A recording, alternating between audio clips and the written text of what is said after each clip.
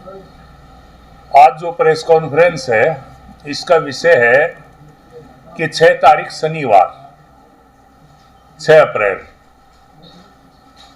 इस प्रदेश के मुख्यमंत्री नायब सिंह सैनी महम पहुंचेंगे और महम के योद्धाओं की तरफ से उनका अभिनंदन किया जाएगा और साथ में पूर्व मुख्यमंत्री मनोहर लाल जी और सारे बीजेपी के नेता वहाँ पहुंचेंगे और जनसभा जो है होगी और काफ़ी जोर शोर से स्वागत 6 अप्रैल को शनिवार को नायब सिंह सैनी जी का महम में किया जाएगा। प्रेस कॉन्फ्रेंस का ये विषय है। चुनाव की आचार संहिता लग चुकी है। 1-2 दिन में संभव है कि कैंडिडेट भी डिक्लेयर हो जाए और उसके बाद चुनाव की प्रक्रिया शुरू हो ही चुकी है। उस काम में तो लग ही गए हैं। चुनाव कार्यालय का उद्घाटन हो चुका है और बाकी सारी कार्यकर्ता काम पे लग गए हैं। तो आज का विषय ये है। अब बाकी इस विषय में विस्तार से आदरणीय रामचंद्र जांगड़ा जी आपको बताएंगे। हाँ जी, शुरू। 6 अप्रैल 1980 को भारतीय जनता पार्टी का जन्म हुआ था। ये स्थापना दिवस के रूप में भारतीय जनता पार्टी 6 अप्रैल को मनाती है और हमें इस बात की खुशी है कि हमारे नव चयनित मुख्यमंत्री माननीय नायब सिंह सैनी जी ने 6 अप्रैल का दिन महम के ऐतिहासिक शहर के लिए चुना है, क्योंकि महम चौबीसी शुरू से ही एक क्रांतिकारियों का क्षेत्र रहा है। चाहे वो मुगलई काल में चाहे अंग्रेज़ों के काल में कभी पराधीनता इन्होंने स्वीकार नहीं की। तो उन्होंने महम चौबीसी के एक ऐतिहासिक को महत्व समझते हुए 6 अप्रैल का जो भाजपा का स्थापना दिवस है उसको महम में मनाने का निर्णय किया है। ये हमारे लिए सबके लिए गौरव की बात है और इसके लिए हमारे सभी कार्यकर्ताओं में विशेष उत्साह है कि हमारे नव चयनित मुख्यमंत्री स्थापना दिवस के ऊपर महम के अंदर आ रहे हैं। तो इसके लिए नई अनाज मंडी का चुनाव किया है जनसभा के लिए। तो भारी जोश है कार्यकर्ताओं में और सभी लोगों में भी बहुत ही ज़्यादा नायब सिंह सैनी के प्रति भी, पूर्व मुख्यमंत्री के प्रति भी उनकी नीतियों को देखकर एक उत्साह की लहर है कि वो यहाँ पर आ रहे हैं। और मैं समझता हूँ एक ऐतिहासिक रैली यहाँ पर होगी।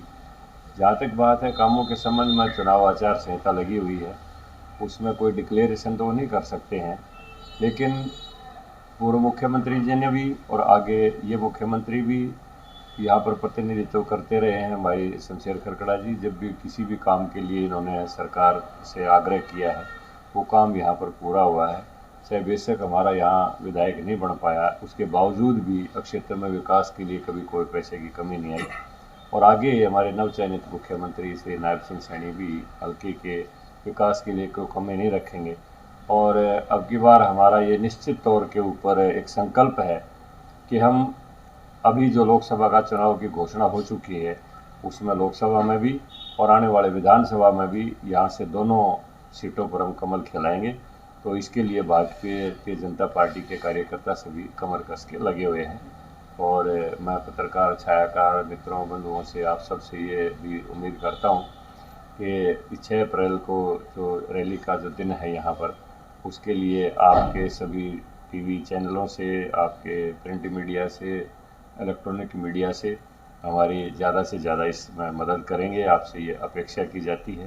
तो आप यहाँ पर आए हैं आज, आप सबका बहुत बहुत धन्यवाद। तो क्या इस बार वही सफलता दोहरा पाएगी? बिल्कुल, अगर 11 बना दे तो हम तो 11 भी जीत लेंगे। एक चंडीगढ़ आनी होगी, लेकिन 4 सीटें उन पर असमंजस है, जो कैंडिडेट भी घोषित नहीं कर पाई। नहीं, देखो, असमंजस तो कांग्रेस तो कह सकती है जिसने एक भी कैंडिडेट भारत में डिक्लेयर नहीं किया है। हमारे यहाँ कोई असमंजस नहीं है। और जहाँ तक हरियाणा का चुनाव है, हरियाणा का चुनाव 25 मई का है, तो 2 महीने से ज़्यादा का समय हरियाणा के चुनाव में है। तो इसमें कोई ये नहीं है कि हम कोई विलम्ब कर रहे हैं। अगर 2 महीने पहले भी किसी कैंडिडेट का चुनाव का नाम डिक्लेयर हो जाता है तो आप समझते हैं कि 2 महीने तक चुनाव चलाना कितना मुश्किल होता है। तो इसमें भारतीय जनता पार्टी कहीं बैकफुट पर नहीं है। तो ये मुख्यमंत्री एकदम से बीच में बदल दिया, इसके पीछे क्या कोई पॉलिसी है क्या सरकार की, क्यों बदलना पड़ेगा? नहीं, कोई पॉलिसी नहीं। नायब सिंह सैनी युवा व्यक्ति हैं, हम जैसे लोग जो 70 पार करके थोड़ा थोड़ा कार्य क्षमता में कमी आ जाती है, तो पार्टी का हमेशा ये है कि भाई ऊर्जावान व्यक्ति को मौका दिया जाए, वो ज़्यादा और ऊर्जा से काम कर सकता है। अन्यथा मनोहर लाल जी ने बहुत अच्छे काम किए हैं और पूरी पारदर्शिता से हरियाणा की सरकार चलाई है और पूरे हरियाणा को हरियाणवी एक और हरियाणा एक के लक्ष्य से चलाया है। तो मैं समझता हूँ ऐसा कोई इसके पीछे बड़ा कारण नहीं है, केवल मात्र एक उभरते हुए नेतृत्व को आगे का स्थान देने के लिए जो आगे लंबे समय तक चल सके। और मनोहर लाल जी क्योंकि संगठन के एक्सपर्ट रहे हैं, इसलिए उनको केंद्र में बुलाकर, जहाँ तक मेरा अनुमान है कि उनको केंद्र में कोई संगठन की बड़ी जिम्मेदारी दी जाएगी या बड़ा मंत्रालय दिया जाएगा, उनके अनुभव का लाभ उठाया जाएगा। लेकिन अनिल भी तो नाराज चल रहे हैं।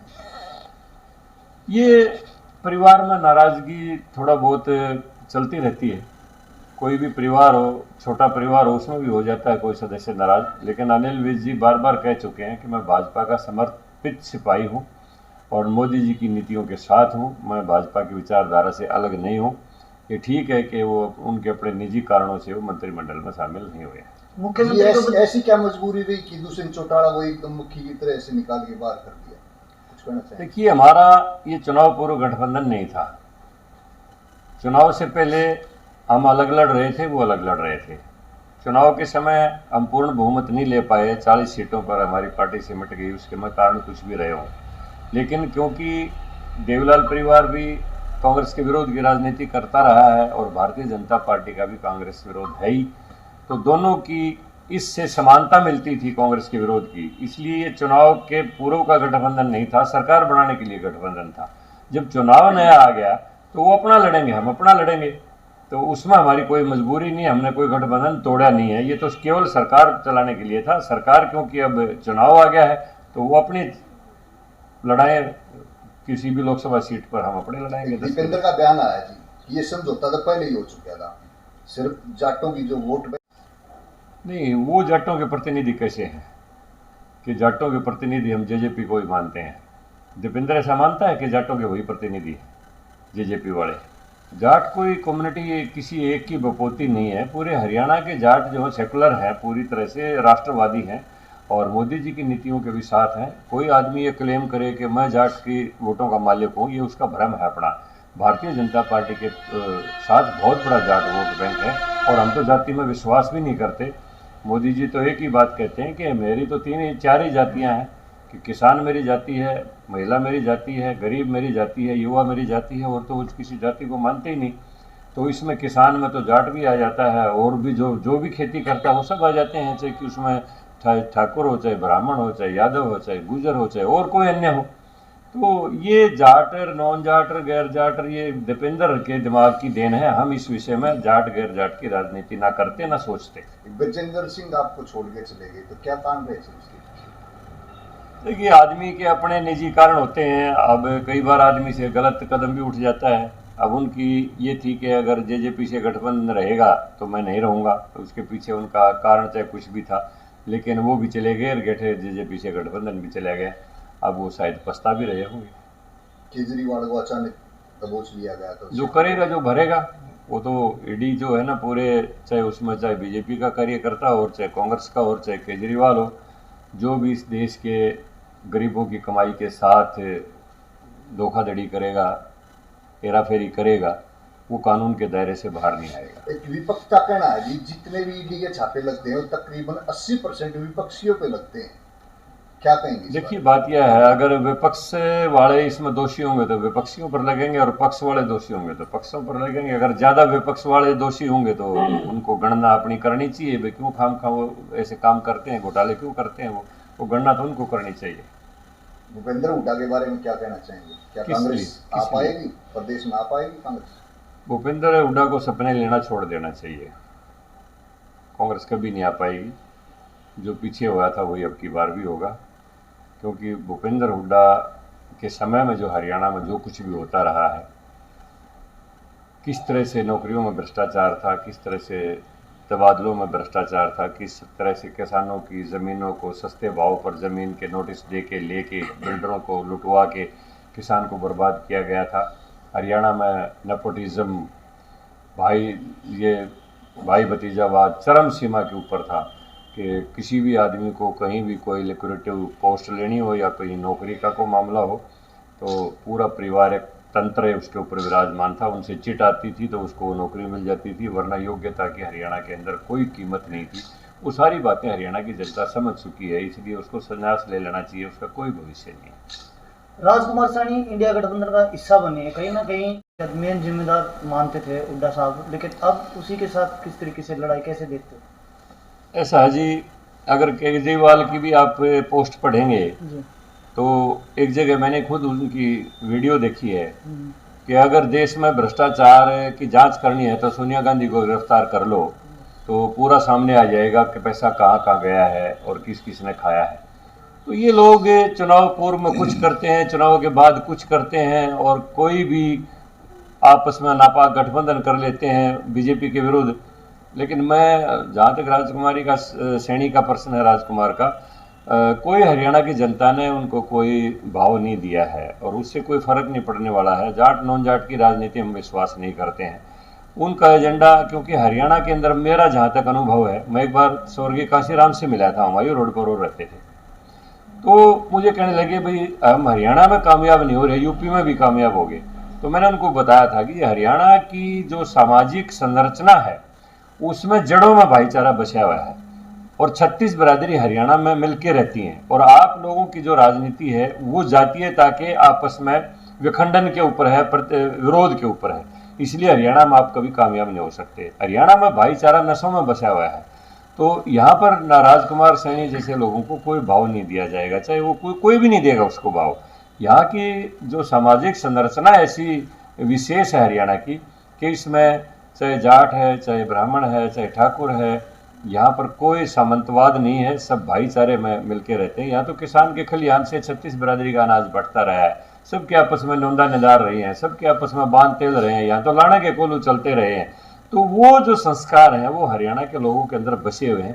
इसलिए जातीयता की राजनीति करने वाले के लिए हरियाणा में कोई स्थान नहीं है। वो राजकुमार सैनी के ऊपर भी लागू होती है और वो भूपेंद्र हुड्डा के ऊपर भी लागू होती है। मुख्यमंत्री जब बदला गया था उस समय कांग्रेस का बयान आया था कि ये जो है कोई काम नहीं हुआ हरियाणा के अंदर। नहीं, हमने गुजरात में भी मुख्यमंत्री बदले थे, उत्तराखंड में भी मुख्यमंत्री बदले थे, तो गुजरात में भी हमारी सरकार है, उत्तराखंड में भी हमारी सरकार है।